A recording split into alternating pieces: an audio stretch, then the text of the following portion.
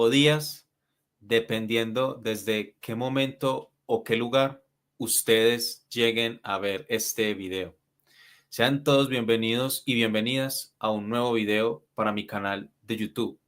Yo soy Juan González y el día de hoy nos encontramos grabando más o menos como un especial de noticias. Esto va a tener un tinte de especial de noticias, pero nos vamos a enfocar únicamente en una noticia, algo que sucedió ayer.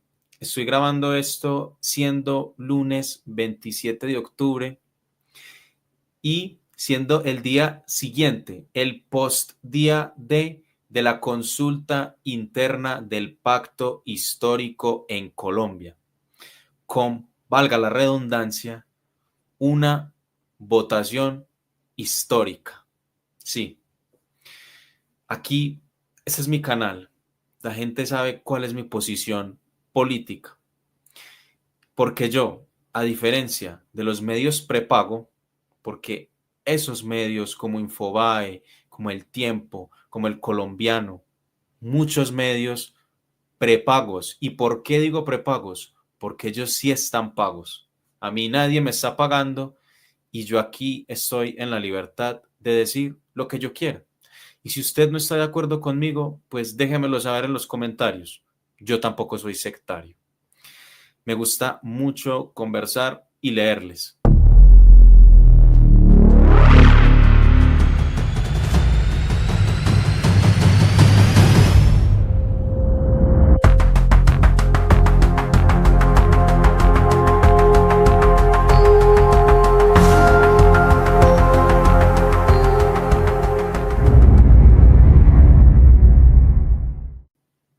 Así que no se deje engañar si le dicen que la consulta del pacto histórico fue un fracaso.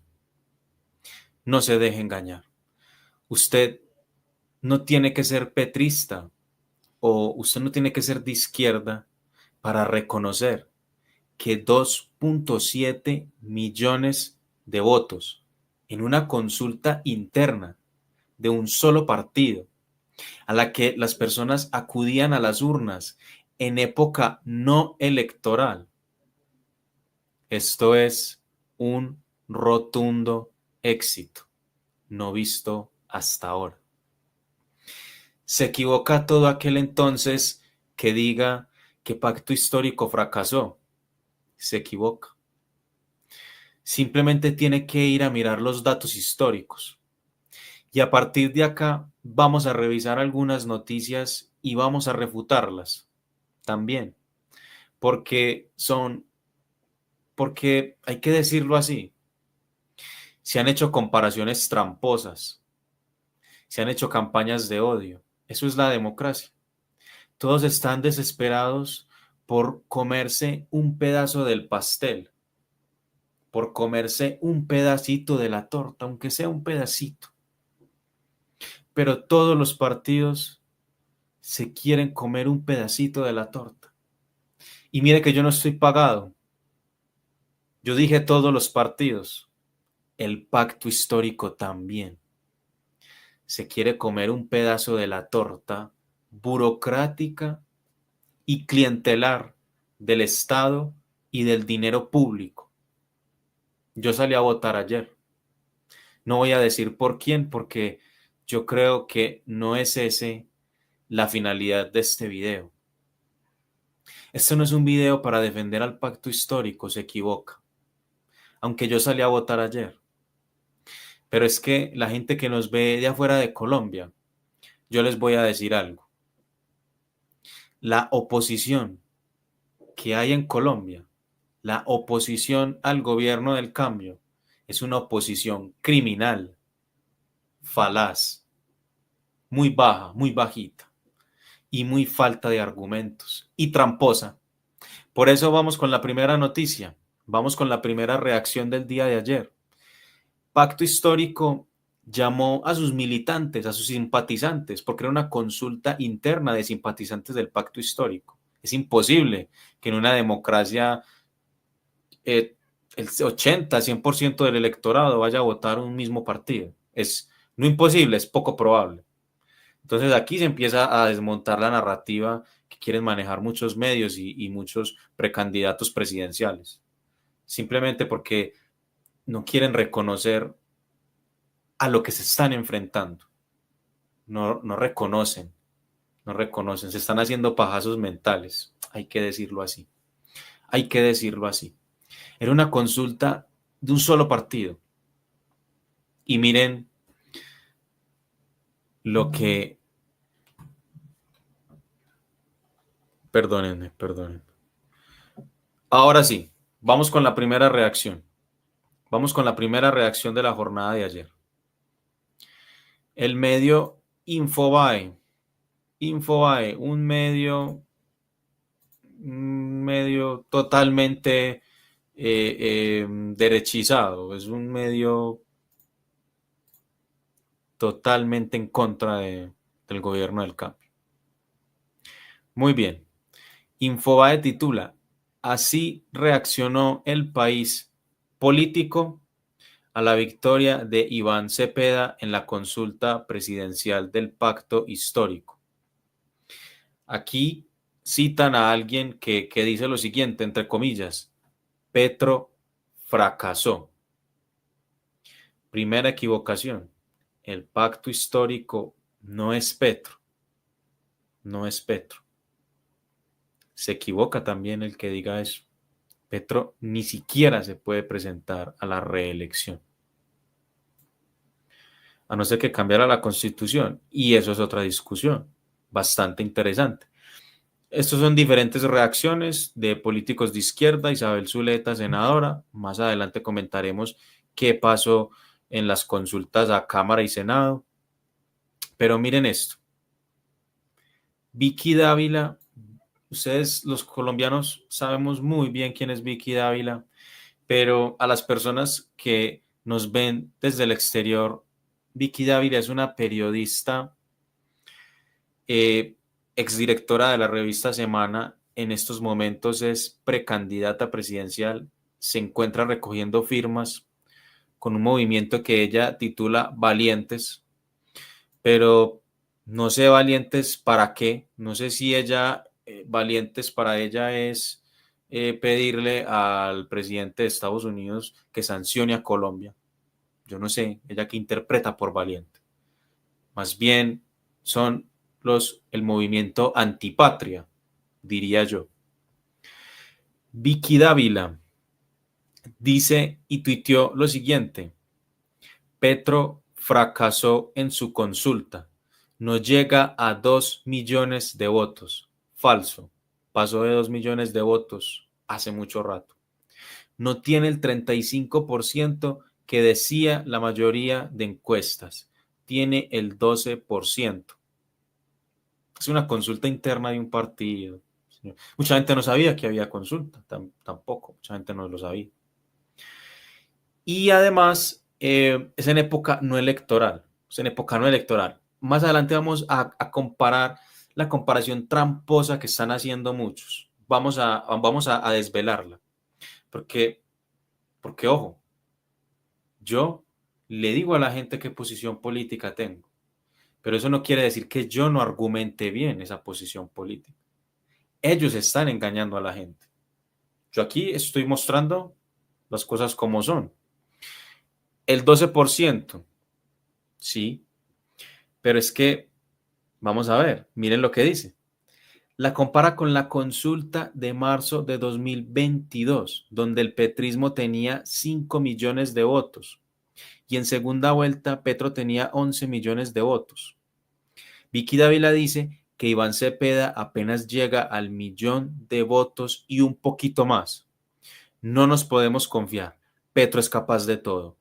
No nos podemos confiar de que Vicky simplemente dice esto porque en caso de que ella pierda, va a decir que le robaron las elecciones. Simplemente porque no gana, ¿cierto? Entonces ellos hablan tanto de defender las instituciones, pero solamente cuando les conviene.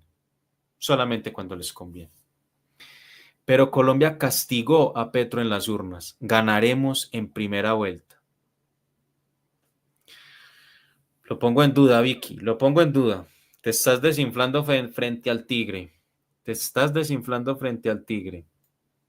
Eso solamente demuestra que la oposición en estos momentos carece de candidatos completamente. Bueno, ¿cómo desmentimos esto? Damas y caballeros, la consulta, la consulta a la que Vicky Dávila se refiere, aquí lo tengo, no lo estaba proyectando, no puede ser que no lo estaba proyectando, pero bueno. Ahí está el tuit de Vicky Dávila que leímos hace un segundo, donde hace una comparación tramposa entre la consulta que se hizo ayer y la consulta que se hizo en 2022. Y vamos a ver por qué esta comparación es tramposa. Primera contraargumentación a las falacias de Vicky Dávila. Vicky Dávila, quiero que me responda cuántas mesas instaló la Registraduría Nacional en esas elecciones de marzo del 2022 a las que usted se refiere. Pues vamos a ver, aquí tengo el dato apuntado. La Registraduría en marzo del 2022 instaló más de 100.000 mesas. La Registraduría ayer instaló, el dato que leí esta tarde, instaló 19.000 mesas. Tenemos imágenes de grandes colas afuera de los puestos de votación, esperando, se pasaban las 4 de la tarde y la gente seguía en cola esperando su turno para poder votar. Habían colegios donde los tarjetones electorales se acababan, no habían más. La registraduría no le tenía fe al pacto y podremos hablar también de un sabotaje. No lo sé, no lo sé.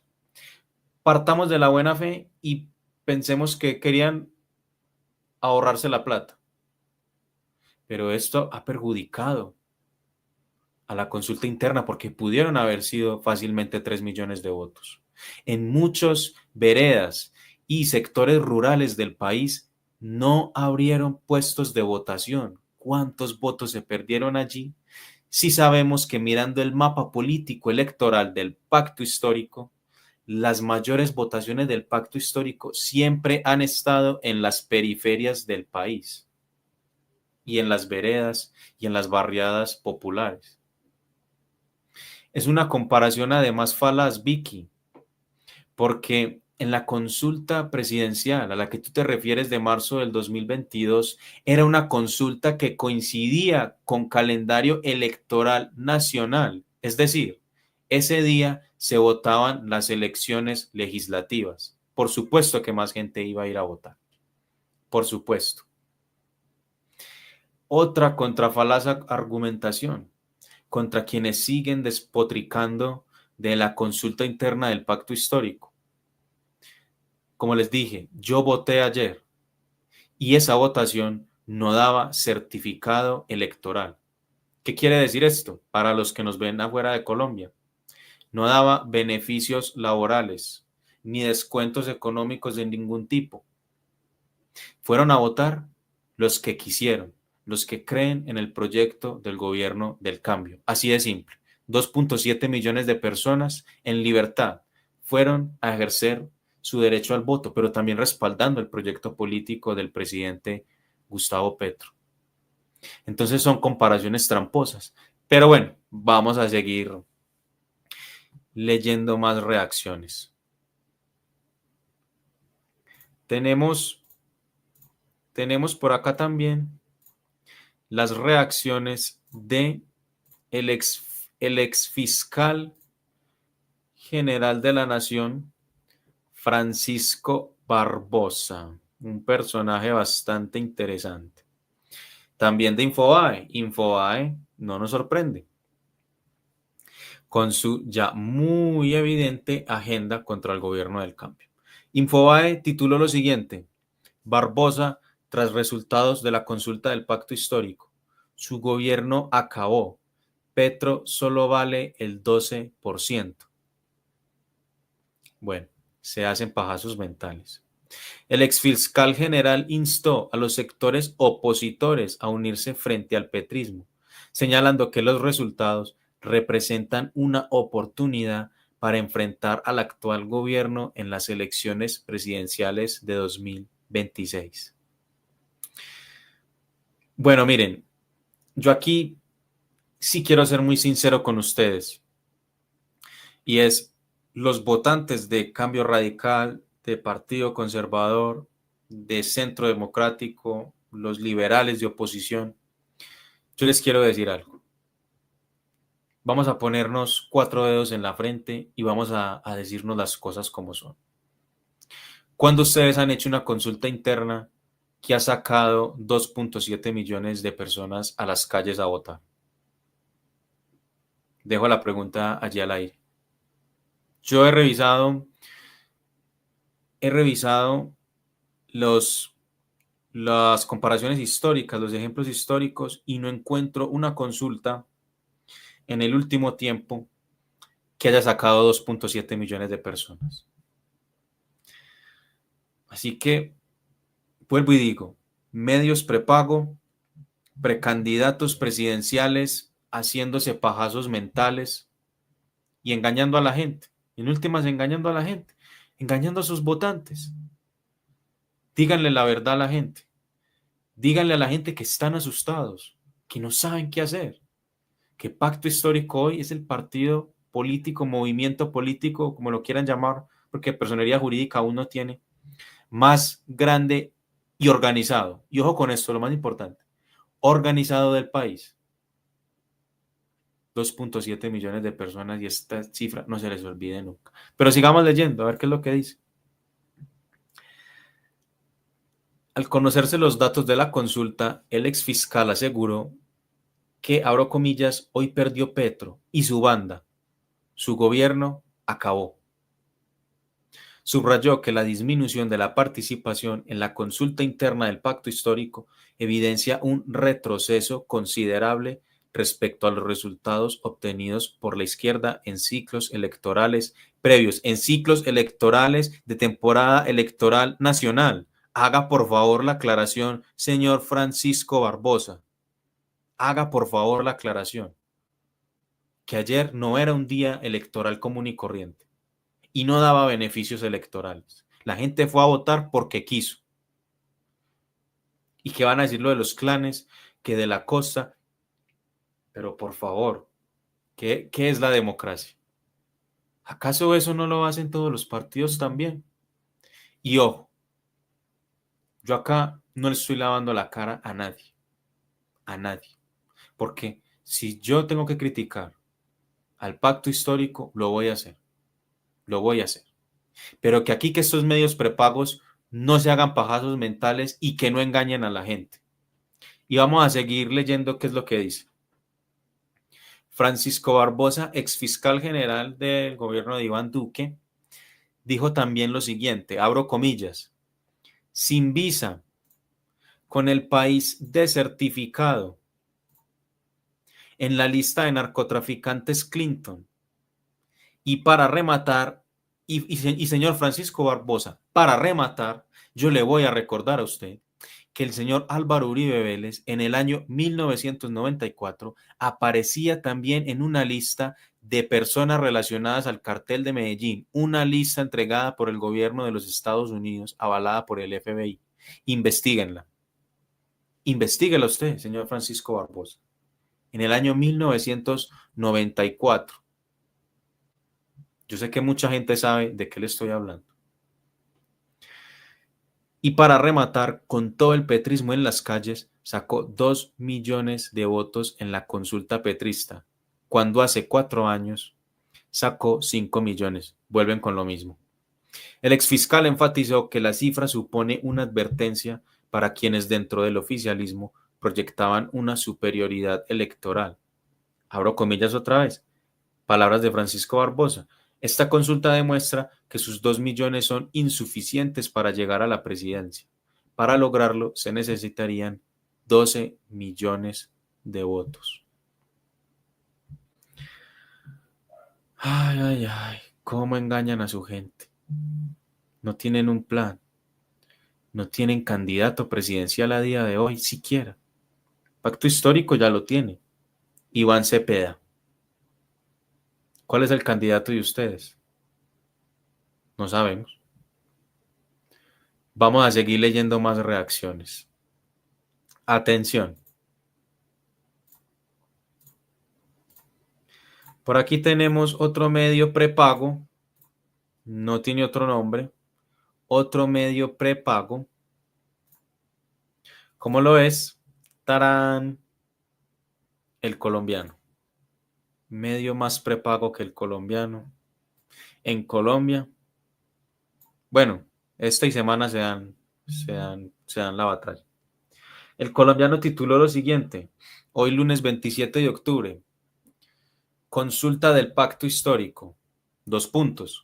Votó el 6,8% de los colombianos.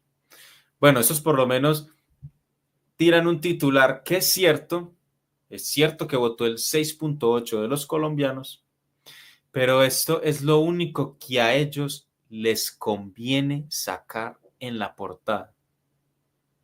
Porque si van a hacer un análisis real, como el que nosotros estamos haciendo acá, se encuentran con que no hay otro ejemplo de consulta interna con tanta votación. No hay otro ejemplo. Iván Cepeda ganó, dice el colombiano. Y sigue, Corcho y Quintero no pueden ir a la presidencia en 2026.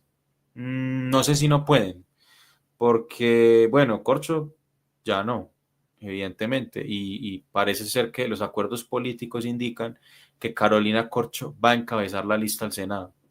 Pero en el caso de Daniel Quintero, hoy nos dimos cuenta por sus redes sociales que él nos anuncia que hoy inscribía su comité promotor de recolección de firmas.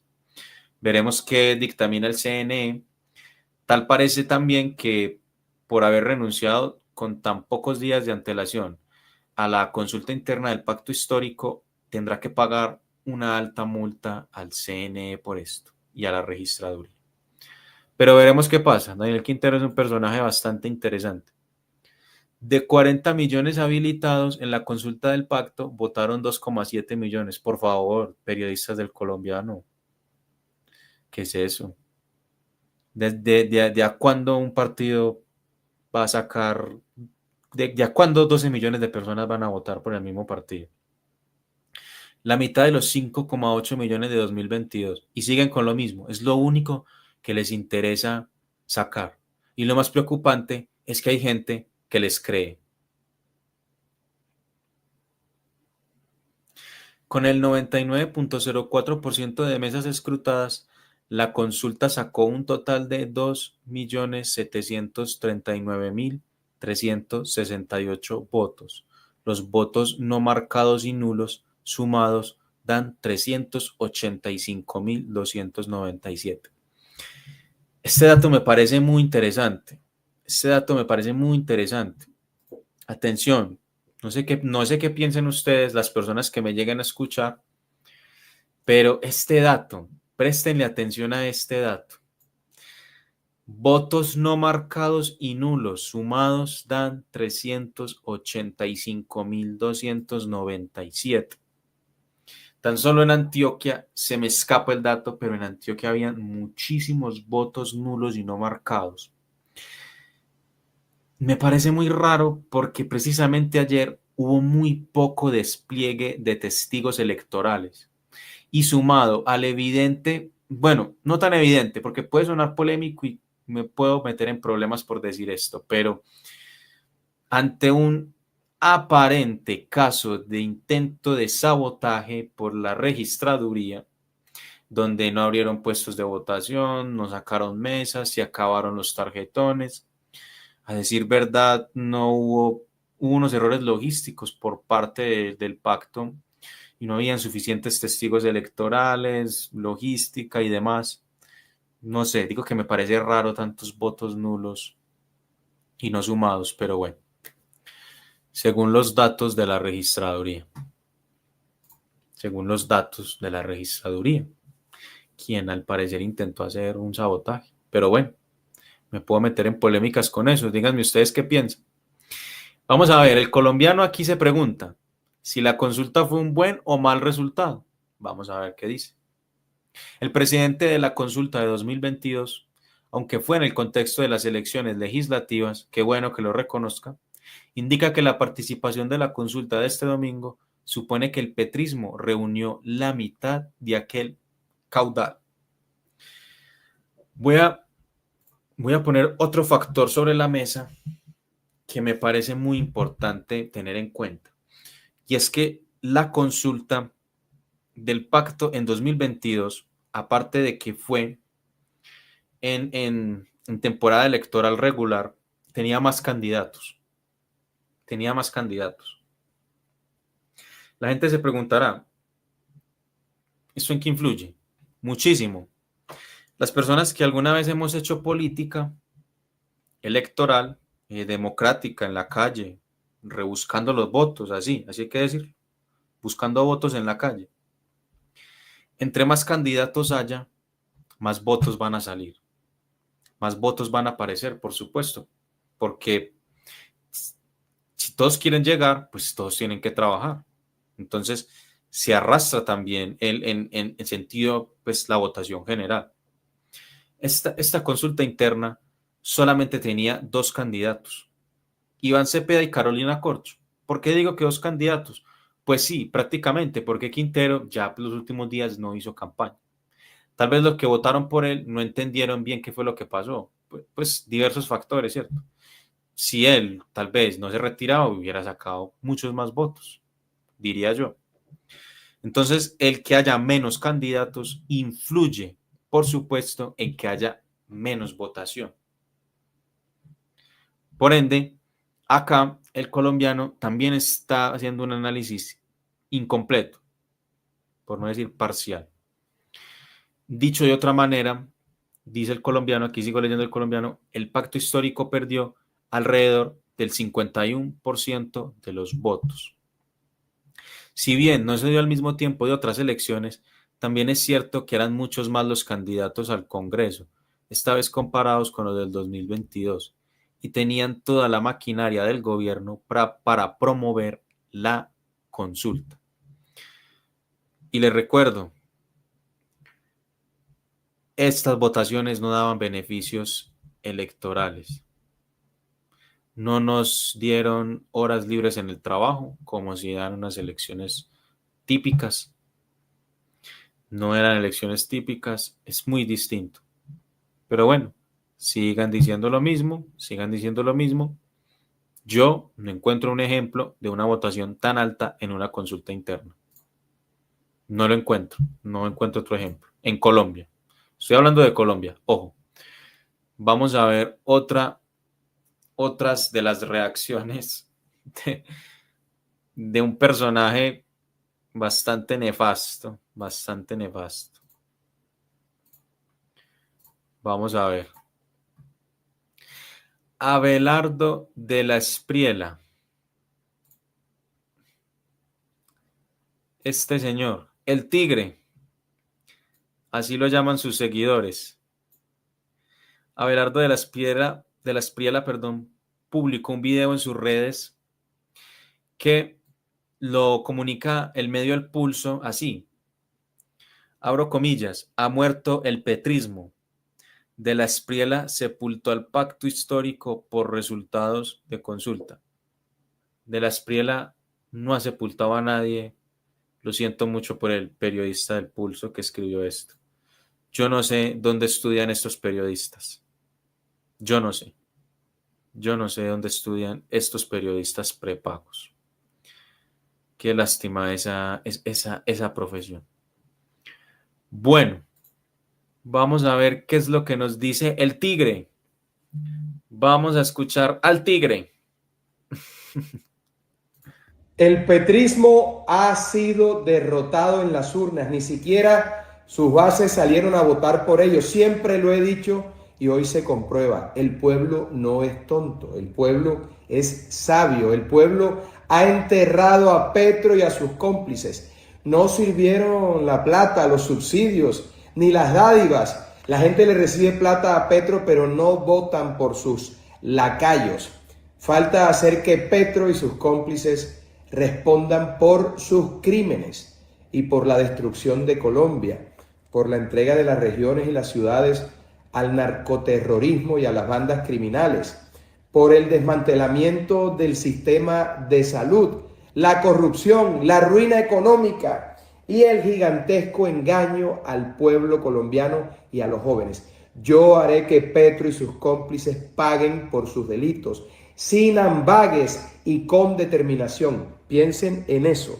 Tanto mal no puede quedar impune. Hoy brindo por ustedes, pueblo colombiano.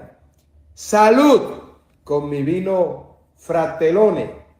El pueblo ha decretado el entierro del petrismo. Viene la era del tigre, un periodo de progreso, de seguridad, de bienestar, de libertad. Salud con vino Fratelone.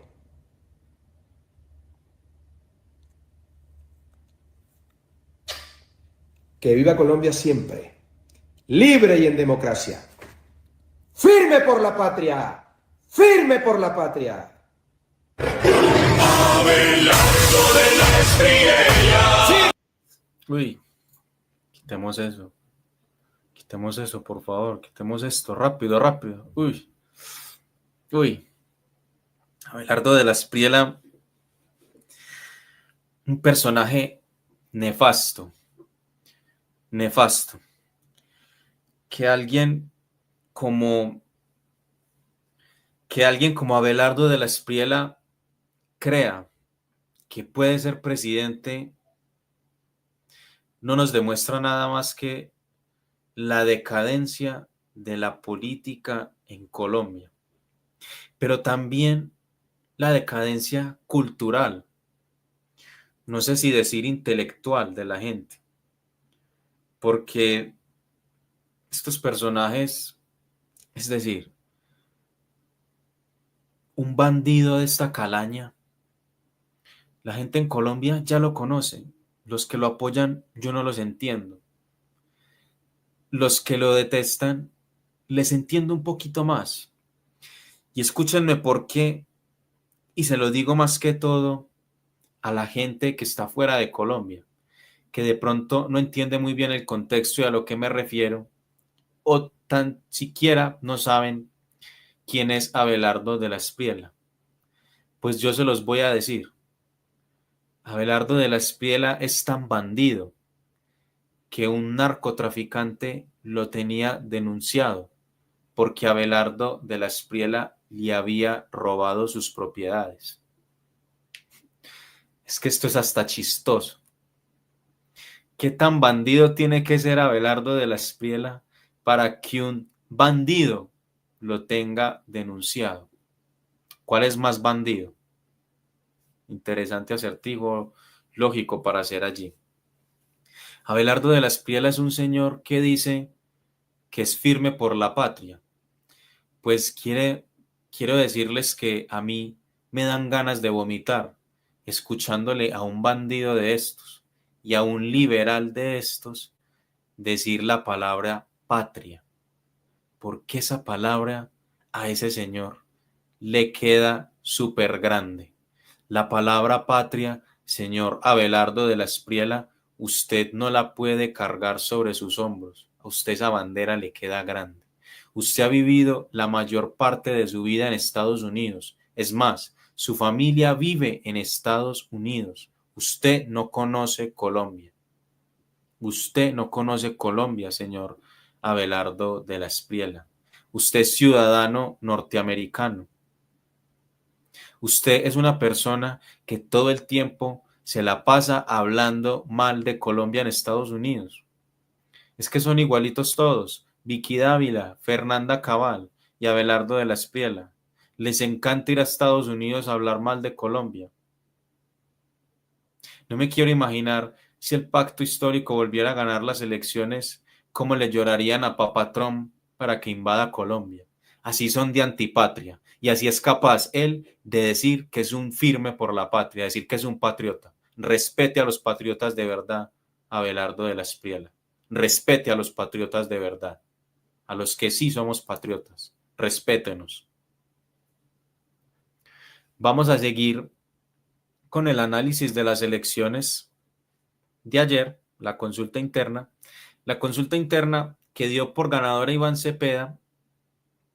Ahora Iván Cepeda es el candidato presidencial oficial de la colectividad Pacto Histórico.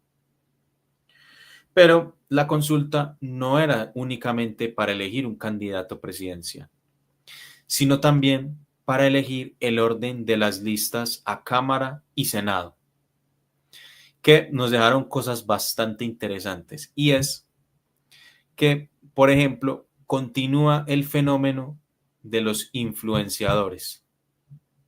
Así como lo oye. En las elecciones pasadas vimos como Manguito, personas como Jennifer Pedraza, J. Hernández, personaje nefasto también, un traidor, pues llegaron a cargos de representación de elección popular catapultados por las redes sociales, catapultados por estas plataformas a las que evidentemente yo también me dedico. Pero entonces vamos a analizar, por ejemplo, esta noticia. Tenemos esta noticia del Tiempo que titula lo siguiente.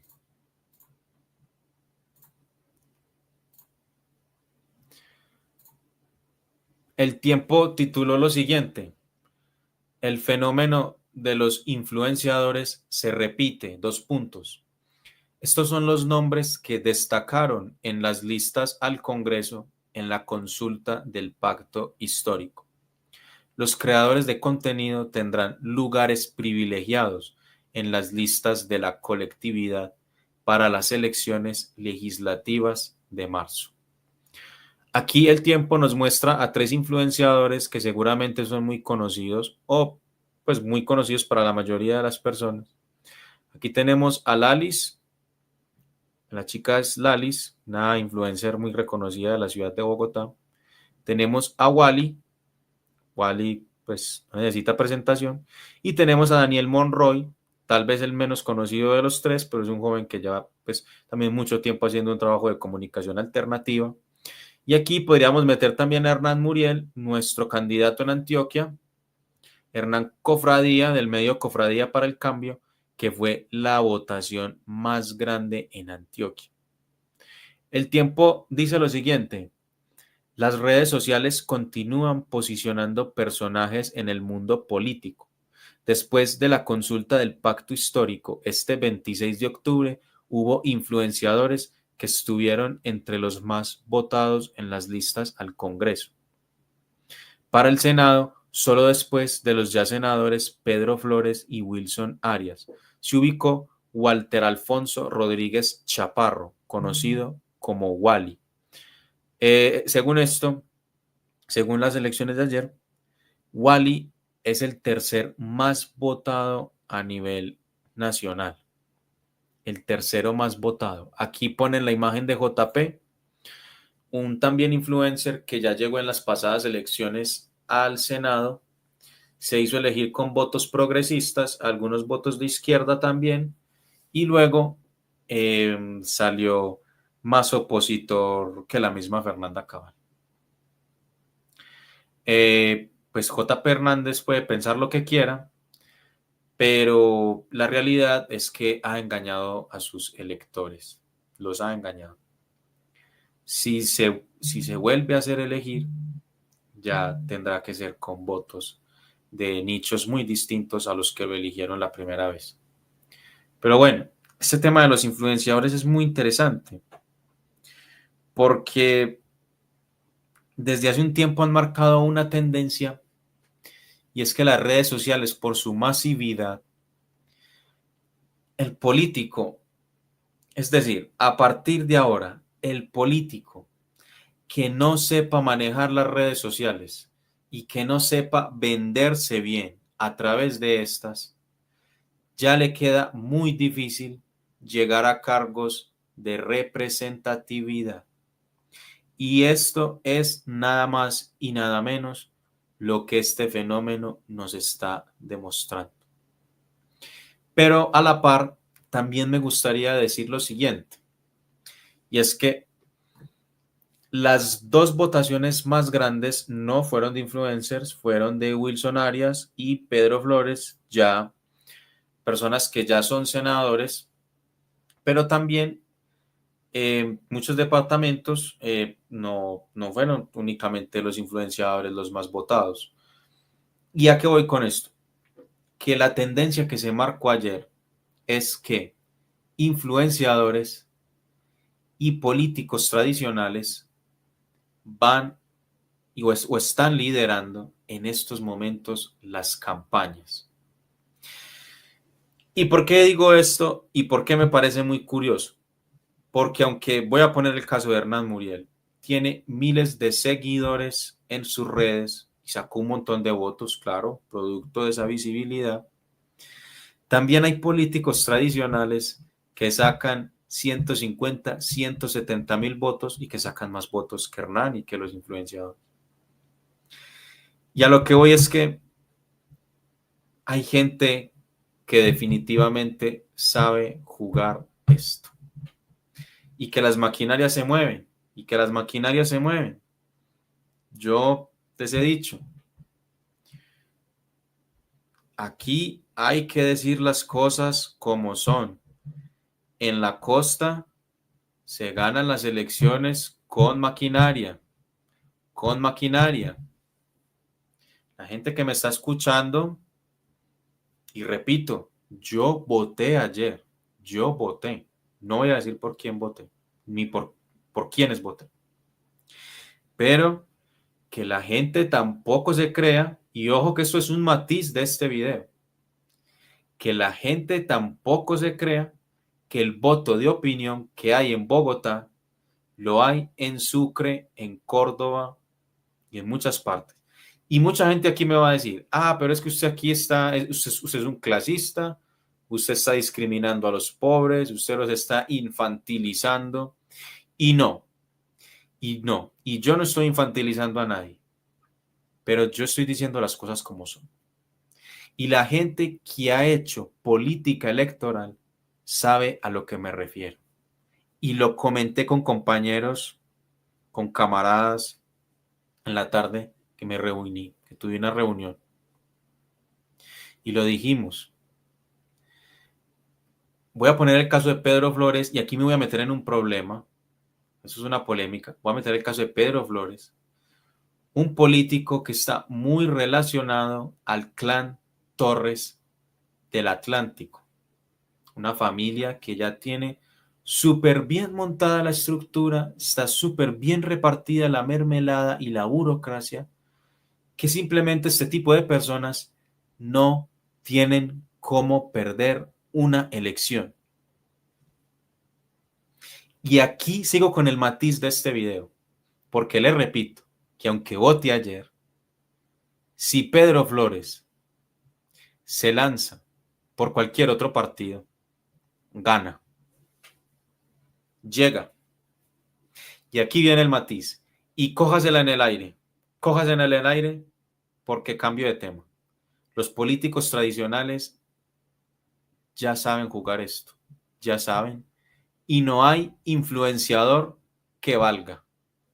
Porque ellos ya saben cómo se juega esto.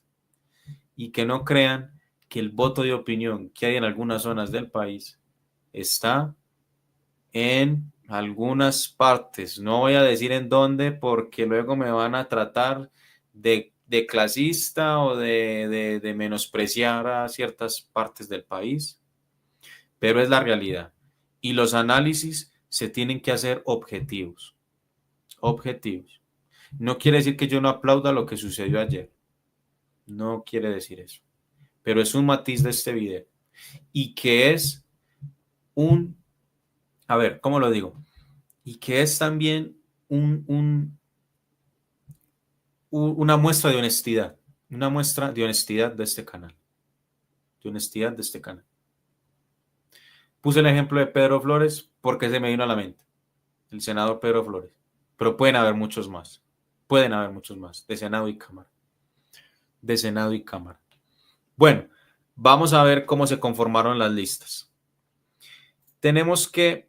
Bueno, esto no es lo que necesito. Tenemos que según el acuerdo que se tenía, al parecer es como un acuerdo implícito que no se había firmado porque al parecer María José Pizarro renuncia a su precandidatura presidencial el 26 de septiembre porque le ofrecen encabezar la lista al Senado. Y al parecer esto quedó firmado en registraduría. También se hablaba de que Corcho, es decir, el segundo de la consulta presidencial, iba a Senado, pero esto al parecer no quedó como tan oficializado, no lo sé, no lo sé. Ahí hay un lío interno del pacto histórico que tal vez más adelante lo comentemos en otros videos, y es siempre esa fragmentación de la izquierda. Y pues también que al fin y al cabo es un partido que está detrás de la torta burocrática. Al inicio lo dijimos, yo soy honesto, soy honesto, soy honesto con la gente. Bueno, mmm, vamos a mostrar, a ver, vamos a mostrar esto. Vamos a ver si me lo deja mostrar. Por acá, vamos a ver cómo quedaron conformadas las listas. Veamos cómo quedaron conformadas. Vamos a ver primero la de Senado. Acá la tengo, acá la tengo. Aquí tengo la de Senado. Ok, aquí la tengo.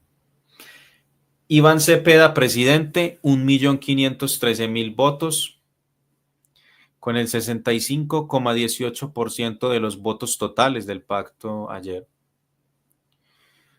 Con un total, aquí está un poco desactualizado porque sí llegó a los 2.700.000. Bueno, déjenme lo acerco un poco más. Así, así. Tenemos que, por estos acuerdos, Carolina Corcho encabezaría, pero eso todavía no es muy, muy oficial del todo, aunque yo me atrevería a decir que sí, sí va a ser así. Carolina Corcho encabezaría la lista al Senado, es decir, Corcho va al Senado, y les digo francamente, pienso que Corcho sería una muy buena senadora.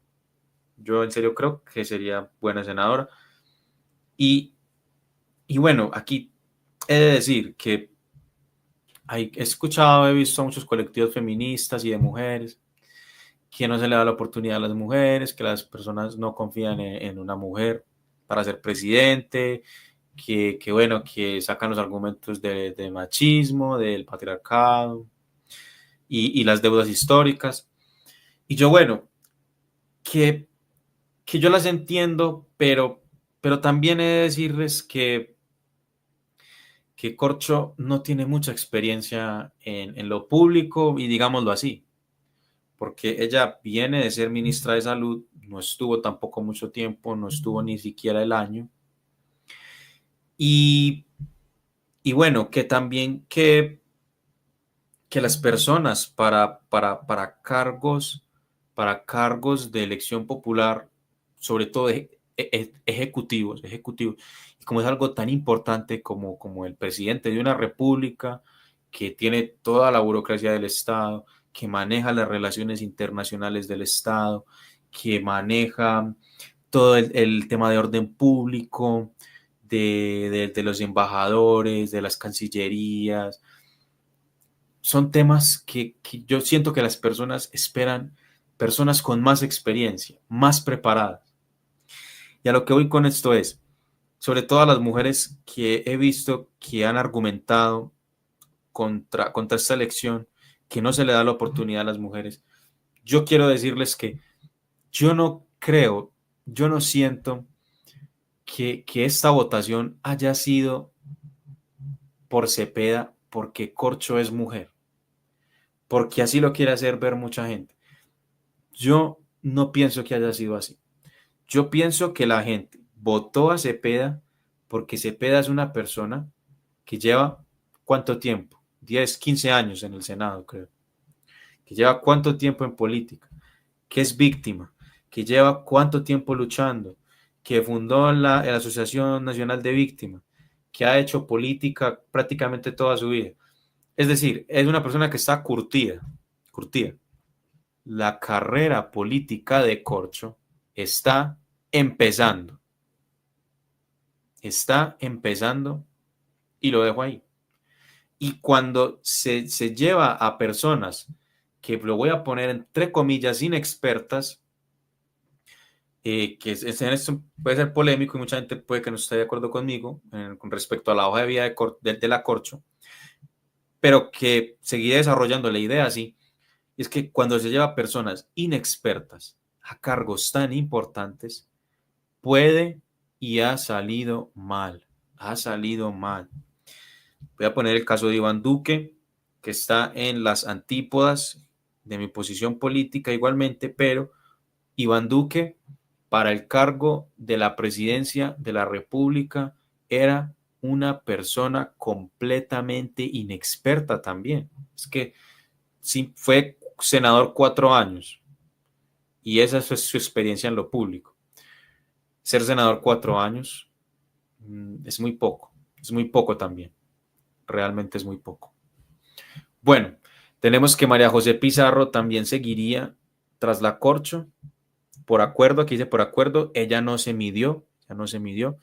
Yo pienso, no sé si los tiempos daban para que ella pudiera haberse medido. Pienso que ella debió haber hecho campaña como si estuviera en la lista, aunque fuera a llegar por acuerdo.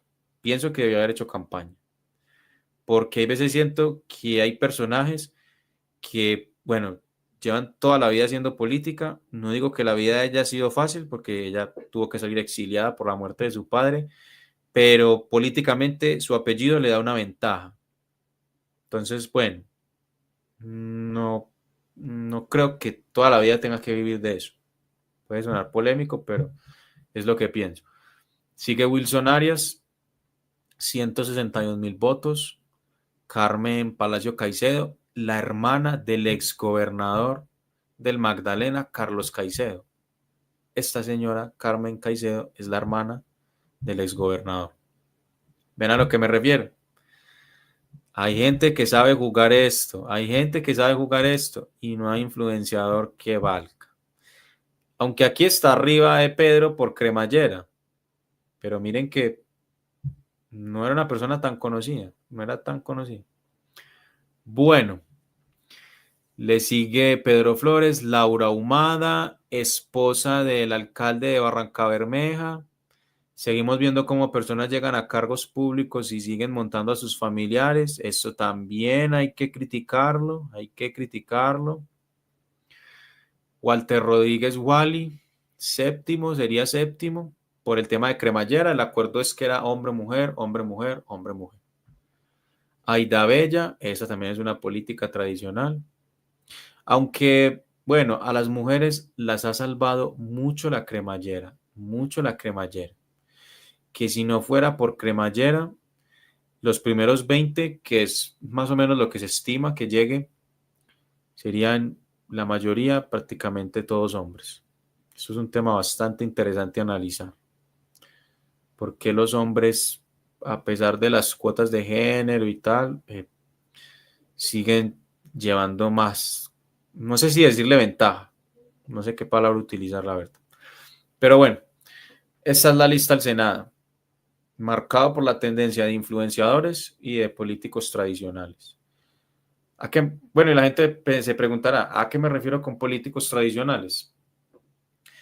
Porque normalmente cuando nos referíamos, o bueno, en los sectores alternativos, cuando hablábamos de políticos tradicionales, nos imaginábamos a políticos de derecha, del Partido Conservador, liberal, que mueven maquinarias, que tienen la mermelada ya muy bien repartida y no pueden perder elecciones. Por eso, precisamente. Y precisamente es eso, es eso.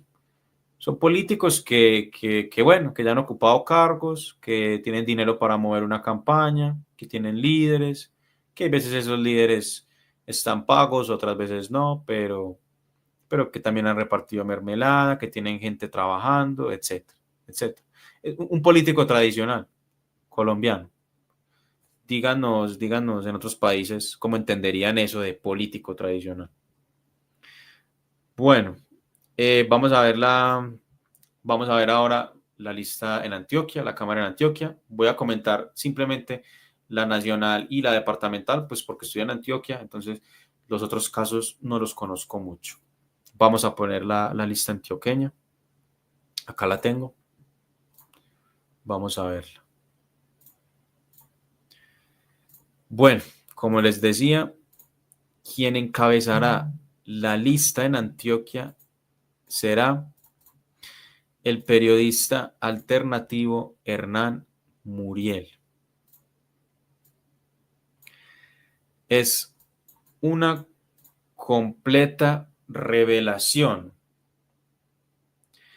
porque, bueno, es la primera vez que se lanza un cargo público, tengo entendido yo. Si te lanzas por primera vez y sacas 41.000 votos, eso es para estar bastante agradecido. Es un influenciador de redes, diríamos decir, una figura pública muy famosa, muy famosa. En Medellín, quien no lo conozca es raro, es raro. No sé las otras personas de Colombia si distinguen bien a Hernán Muriel, pero desde acá de Medellín, desde donde yo les hablo, si alguien no conoce a Hernán Muriel en Medellín, es, es raro, es poco común, es poco común. Al contrario de la segunda votación, que como pueden ver es David Alejandro Toro, 21.741. Y aquí está el gran contraste entre el influenciador y el político tradicional. Miren lo que les estoy diciendo. Mientras en Medellín es poco común que alguien no conozca a Hernán Muriel, es, es muy común, yo diría que es muy común, que alguien no sepa quién es Alejandro Toro. Es común que alguien no sepa quién es Alejandro Toro. Cuando Alejandro Toro es el político y Hernán Muriel es el influenciador, ahora político, ¿cierto? Aquí estamos viendo, eso es algo bastante interesante. No sé si podríamos analizarlo también como un fenómeno moderno, posmoderno, que sea solamente en estas sociedades digitalizadas de cuarta revolución industrial. Pero miren lo interesante. El político, poco conocido, queda en segundo lugar, pero tercero por la cremallera. La segunda será Luz Verónica Estrada, que si le soy sincero, no tengo ni idea de quién es, ni idea de dónde salió, ni idea. Pero bueno, el tercero sería Alejandro Toro por cremallera y la cuarta sería Luisa Fernanda Giraldo, una chica que yo sí conozco, docente, una chica interesante, me gustaría ver que llegara, me gustaría mucho. Me parece positivo lo de Hernán Muriel también, no crean que no. Solo que con los influenciadores mmm, me da miedo, siempre me da miedo, porque ya tenemos un par de casos en donde estos personajes llegan al Congreso y no lo terminan haciendo bien, no lo terminan haciendo bien. Pero Hernán Muriel, desde la comunicación alternativa, ha hecho un trabajo impresionante. Impresionante. Yo lo conozco. Es un muchacho convencido de lo que hace y le deseo todo lo mejor. De corazón le deseo todo lo mejor por el bien de la colectividad. Por el bien de la colectividad. Luz Verónica, ni idea de quién es. Alejandro Toro, el político, va a quedar en tercer lugar.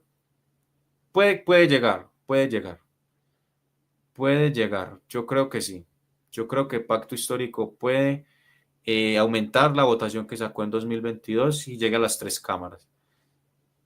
En estos momentos tenemos dos, Alejandro Toro y Susana Boreal, que ni para qué mencionarla. La gente que la conoce sabe por qué lo digo. Puede que lleguemos a la tercera curul y que Alejandro pueda repetir.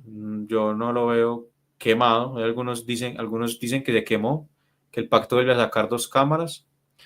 Porque también entiendo ese análisis porque en 2022 no existía Creemos y Creemos ahora sí va a aparecer y Creemos viene creciendo mucho en Antioquia. La gente sabe que la izquierda siempre ha sido un terreno muy difícil para la izquierda. Antioquia es un terreno muy difícil para la izquierda. Y Luisa, me gustaría mucho verla que llegara, personas nuevas, diferentes, que se han hecho a pulso, a pulmón.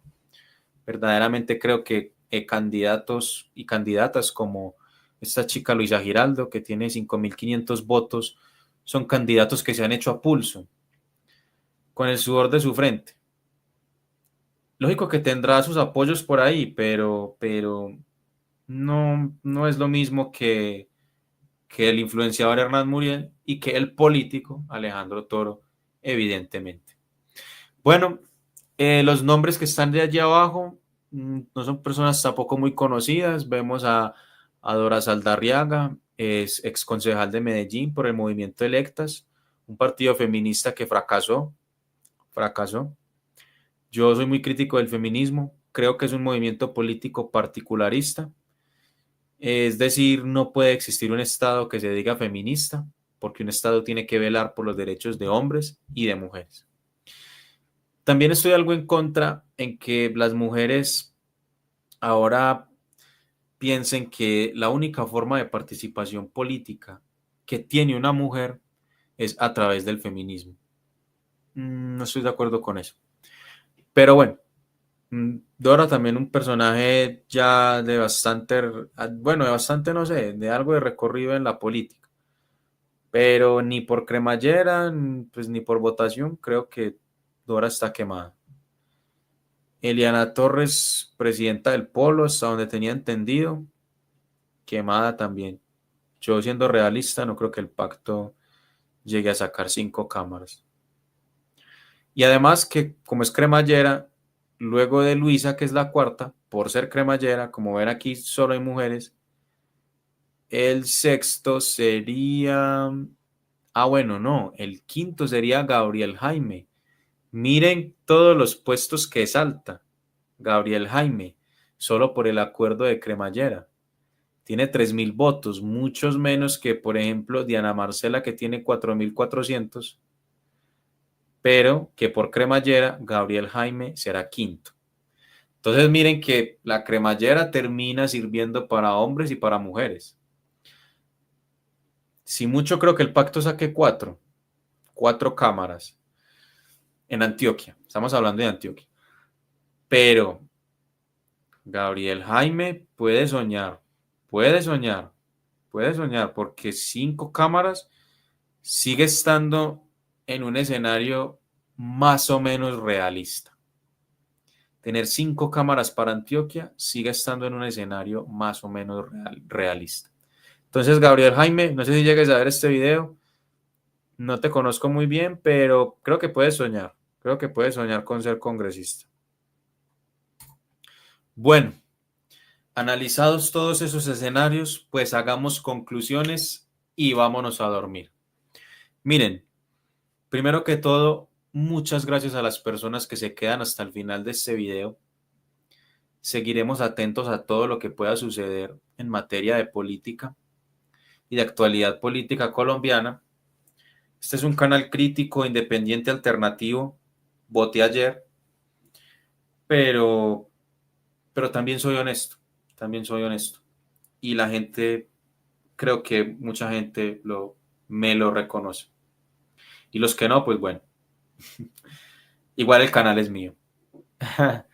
Eh, yo creo que Pacto Histórico salió ayer con éxito, salió ayer con éxito.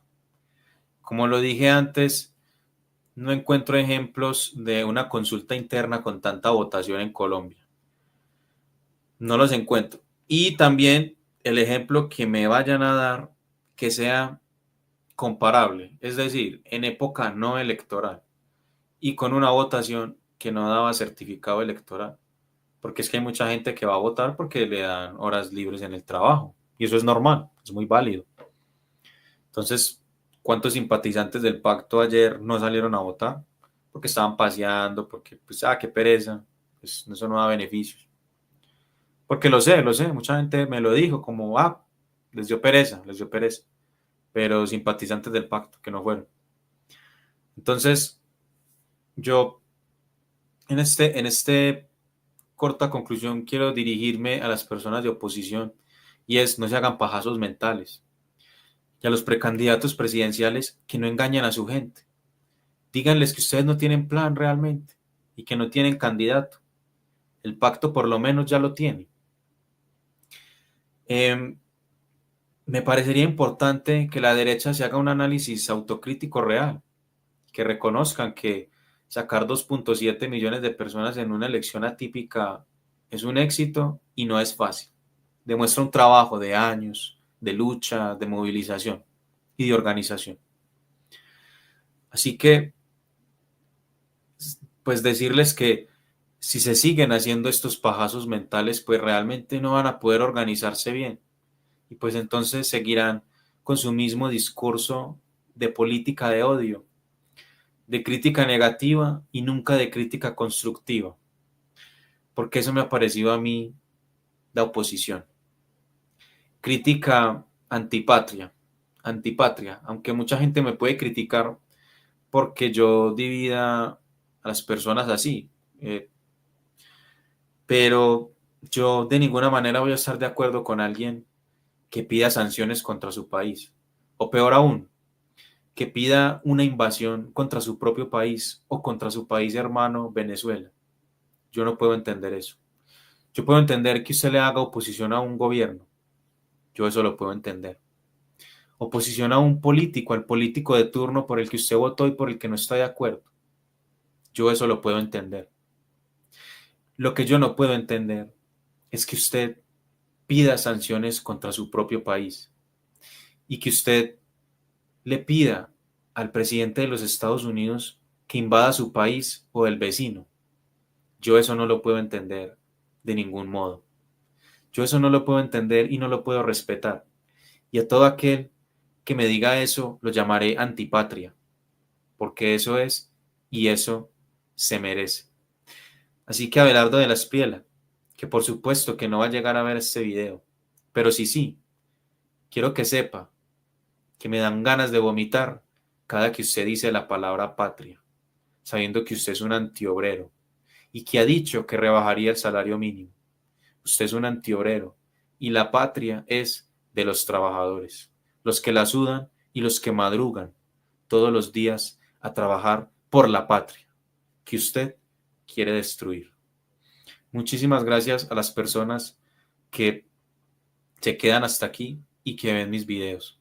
Si les ha gustado, recuerden dar like, comentar y o suscribirse. Es muy importante para mí tu apoyo. Muchas gracias y nos vemos en un próximo video. Chao, chao. Yo sí soy firme por la patria.